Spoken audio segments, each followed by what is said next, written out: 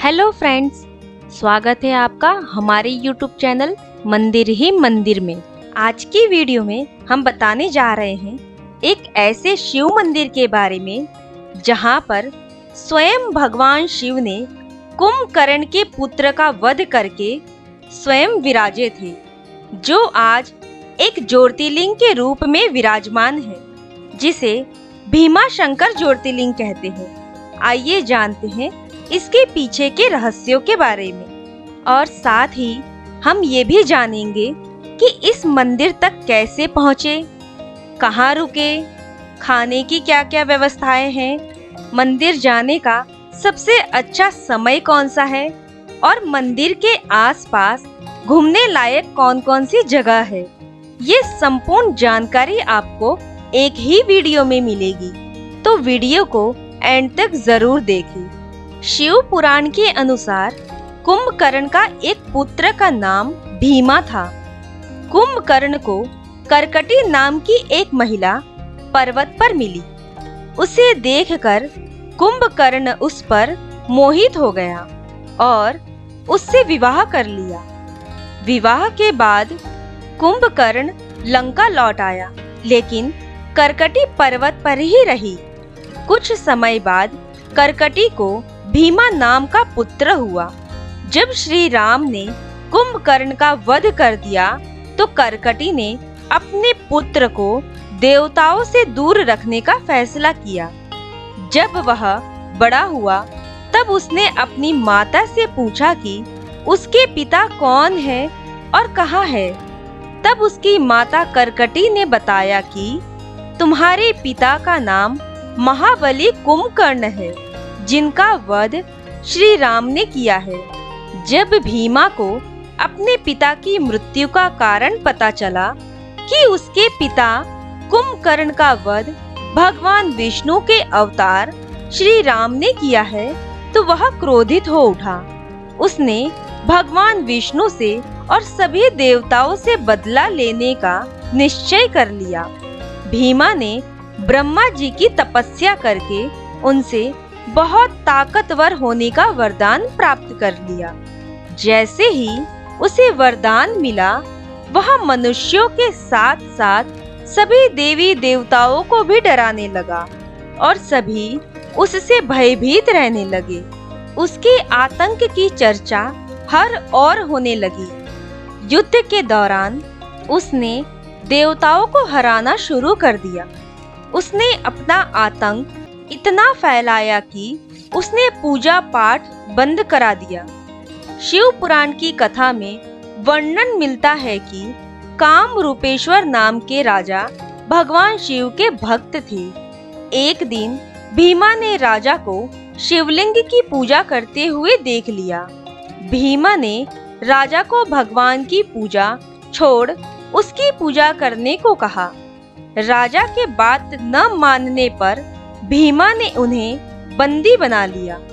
राजा ने कारागार में ही शिवलिंग बनाकर उनकी पूजा करने लगा।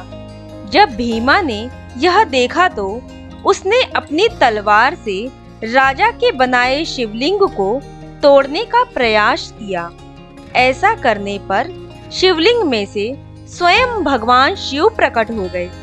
भगवान शिव और भीमा के बीच घोर युद्ध हुआ, जिसमें भगवान शिव ने भीमा का वध कर दिया। फिर देवताओं ने भगवान शिव से हमेशा के लिए उसी स्थान पर रहने की प्रार्थना की। देवताओं के कहने पर भगवान शिव उसी स्थान पर शिवलिंग के रूप में स्थापित हो गए। इसी स्थान पर भीमा से युद्ध करने की वजह से इस ज्योतिर्लिंग का नाम भीमाशंकर पड़ गया। भगवान शिव के 12 ज्योतिर्लिंगों में भीमाशंकर का स्थान छठा है। यह ज्योतिर्लिंग महाराष्ट्र के पुणे से लगभग 110 किलोमीटर दूर सह्याद्री नामक पर्वतमाला में भीमा नदी के किनारे स्थित है। इस ज्योतिर्लिंग का वर्णन शिव पुराण में किया गया है। आइए आगे जानते हैं मंदिर के समय के बारे में। यह मंदिर सुबह 4:30 बजे खुलता है और रात्रि 9 बजे तक भक्तों के लिए खुला रहता है, जिसमें दोपहर 3 बजे करीब 45 मिनट के लिए दर्शन बंद किए जाते हैं। तो आप इसका खास ध्यान रखिए। आपके लिए एक बहुत महत्वपूर्ण जानकारी है। बता दे कि भीमाशंकर ज्योतिर्लिंग पर अधिकतर समय चांदी का श्रृंगार रूपी कवच चढ़ा होता है, जिससे आपको उस समय ज्योतिर्लिंग के मूल स्वरूप के दर्शन नहीं हो पाते हैं। दिन में सिर्फ कुछ समय के लिए ही इस चांदी के कवच को हटाया जाता है और तब ही आप ज्योतिर्लिंग के मूल स्वरूप के दर्शन कर सकते हैं। आपको बता दें कि रोज सुबह 4:30 बजे की आरती के बाद करीब 5 बजे से 6 बजे तक आप मूल स्वरूप के दर्शन कर सकते हैं। साथ ही ज्योतिर्लिंग पर जलाभिषेक और फूल वगैरह भी अर्पित कर सकते हैं। फिर उसके बाद चांदी का कवच लगा दिया जाता है। उसके बाद दोपहर में 12 बजे भी करीब 20 से 30 मिनट के लिए आप मूल स्वरूप के दर्शन कर सकते हैं। दोपहर के समय में भीड़ बहुत ज्यादा होती है, जिससे इतने कम समय में मूल स्वरूप के दर्शन कर पाना थोड़ा मुश्किल होता है। तो हम आपको यही राय देंगे कि आप सुबह सुबह मंदिर जाएं, ताकि आपको भगवान शिव के मूल स्वरूप के दर्शन हो सके। भीमाशंकर पहुंचकर आपको मार्केट के पास से ही नीचे की ओर सीढ़ियां जाती दिखेगी, जिनके दोनों ओर काफी सारी दुकानें भी स्थित है। करीब 230 सीढ़ियां उतरकर आप भीमाशंकर ज्योतिर्लिंग मंदिर परिसर में पहुंच जाते हैं। आइए आगे जानते हैं भीमाशंकर ज्योतिर्लिंग तक कैसे पहुंचे। अगर आप फ्लाइट से सफर करना चाहते हैं तो भीमाशंकर में अभी कोई भी एयरपोर्ट नहीं है। भीमाशंकर का सबसे निकटतम हवाई अड्डा पुणे हवाई अड्डा है।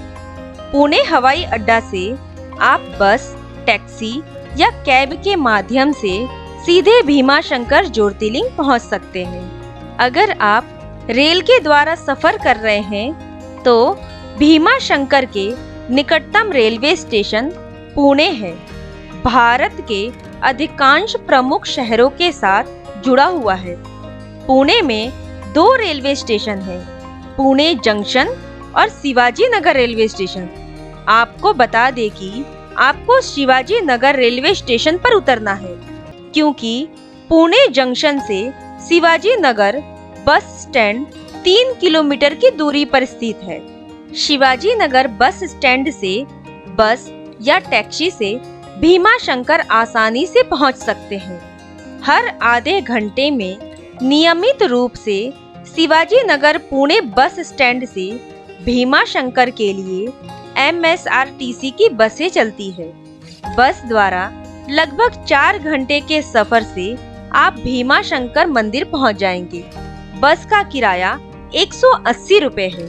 और अगर आप सड़क मार्ग से भीमाशंकर ज्योतिर्लिंग के दर्शन करना चाहते हैं तो आप भीमाशंकर ज्योतिर्लिंग के दर्शन करने के लिए आप सबसे पहले महाराष्ट्र में स्थित पुणे शहर तक पहुंच सकते हैं। फिर पुणे शहर से खुद के वाहन से आसानी से करीब 120 किलोमीटर दूर स्थित भीमाशंकर ज्योतिर्लिंग पहुंच सकते हैं। आपको बता दें कि यहां पहुंचने के लिए सड़क मार्ग की स्थिति काफी अच्छी है, जिससे आपको पहुंचने में कोई परेशानी नहीं होने वाली है। आइए जानते हैं भीमाशंकर ज्योतिर्लिंग जाने का सबसे अच्छा समय कौन सा है। वैसे तो भीमाशंकर ज्योतिर्लिंग के दर्शन करने के लिए तो हर समय उपयुक्त है, पर यात्रा करने का सबसे उचित समय अक्टूबर से फरवरी माह के मध्य का होता है। इन दिनों भीमाशंकर ज्योतिर्लिंग का दृश्य अलौकिक और सह्याद्री पर्वत का वातावरण सुहाना होता है। बरसात के बाद हर तरफ हरियाली छा जाती है। हल्की ठंड में सफर करने का अलग ही मजा होता है। आइए आगे जानते हैं भीमाशंकर मंदिर के लिए कहाँ रुके। सुबह पुणे से भीमाशंकर ज्योतिर्लिंग दर्शन करके शाम तक आप वापस आ सकते हैं। पर यदि मंदिर में दर्शन करने के बाद आप यहाँ से निकट के दर्शनीय स्थल घूमने के लिए रुकना चाहते हैं तो मंदिर के आसपास 400 से 700 रुपए तक रूम किराए पर मिल जाएंगी। मंदिर से कुछ दूर अच्छे होटल और रिसोर्ट भी उपलब्ध है। आइए आगे जानते हैं मंदिर के आसपास खाने पीने की जगहों के बारे में। अगर बात करें मंदिर के आसपास खाने पीने की जगहों की तो आपको बता दे कि यहाँ एक छोटा मार्केट है जहाँ आपको कई रेस्टोरेंट मिल जाएंगे, जहाँ उचित रेट पर अच्छा शाकाहारी खाना आपको मिल जाएगा और इसके अलावा भी आपको सभी छोटी मोटी जरूरत की सामान यहाँ स्थित बाजार में मिल जाएंगे। आगे जानते हैं भीमाशंकर मंदिर के आसपास घूमने लायक जगहों के बारे में। पहला है गुप्त भीमाशंकर मंदिर। भीमाशंकर ज्योतिर्लिंग मंदिर से लगभग 3 किलोमीटर दूर गुप्त भीमाशंकर मंदिर स्थित है। भीमा नदी के उद्गम स्थल के पास यह वही स्थान है जहां मूल शिवलिंग की खोज हुई थी। पहाड़ों से पानी बहता हुआ नीचे आता है और झरने का रूप लेकर शिवलिंग पर गिरता है। इस मनोहारी दृश्य को देखकर मन आनंद से भर जाता है। बरसात के मौसम में शिवलिंग दिखाई नहीं देता। गर्मी में जब पानी सूख जाता है तब शिवलिंग के दर्शन होते हैं, तो आप यहाँ भी जा सकते हैं। दूसरा है भीमाशंकर वन्य जीव अभयारण्य। भीमाशंकर ज्योतिर्लिंग की यात्रा के दौरान भीमाशंकर वन्य जीव अभयारण्य अवश्य देखना चाहिए। यह अभयारण्य हरी भरी सह्याद्री श्रेणियों में 100 वर्ग किलोमीटर में फैला हुआ है। इस वन में चारों ओर हरे भरे वृक्ष, कलकल बहते झरने, शीतल हवा आपका मन मोह लेते हैं, तो आप यहाँ भी घूमने जरूर जाएं। आप एक बार भीमाशंकर ज्योतिर्लिंग के दर्शन करने जरूर जाएं।